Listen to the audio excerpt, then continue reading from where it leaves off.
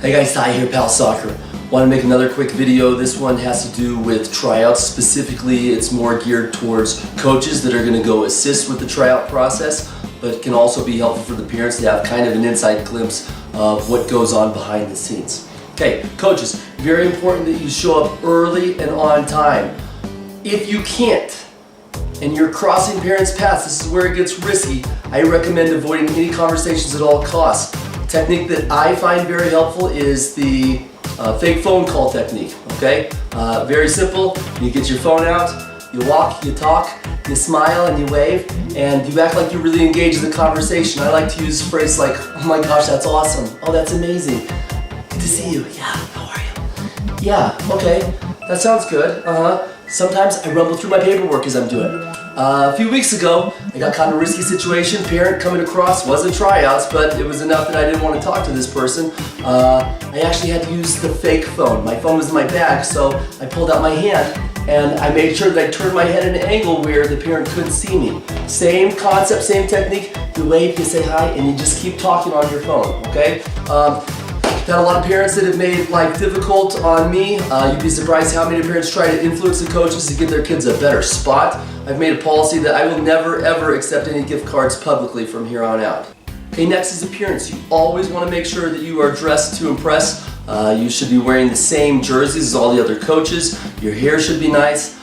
You should always make sure that you have a clipboard and a pen and paper especially. That's the most important part of tryouts. If you don't have that, it's kind of like texting and driving. You're just playing with your... It's not quite like texting and driving, okay? That's dangerous. This is just kind of foolish. So I guess, yes, it's foolish. It's foolish. Bring your clipboard, bring your paper.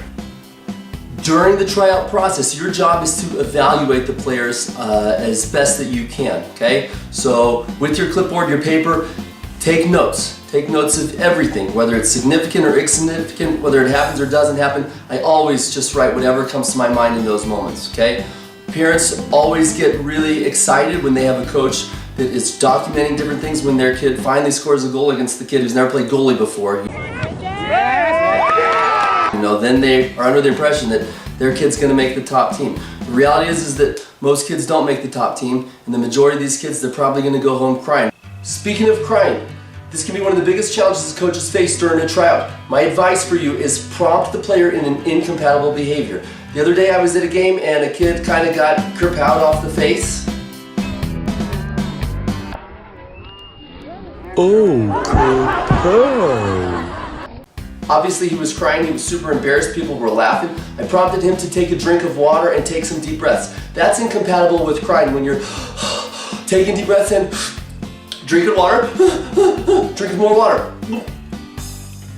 Slow down his crying, slow down his breathing. With tryouts, it's a lot more intense, a lot more difficult. You have parents right around you all the time. I don't have time to work with a kid that's crying. I'm there to evaluate. So I would tell you the best thing you can do is prompt the player to take a lap. Let's go, get your ball. Hey bud, go take a lap, hurry up. No, you're fine, get up, go, go, go, go. Do it with some excitement, a sense of urgency. The player will go. They can't cry while they're taking a lap. And at the same time, there's probably gonna be someone over there that's less significant than you that can help this player out so that you can continue evaluating, make sure you take the best notes, you document everything that you can so that your son or daughter can make the top team.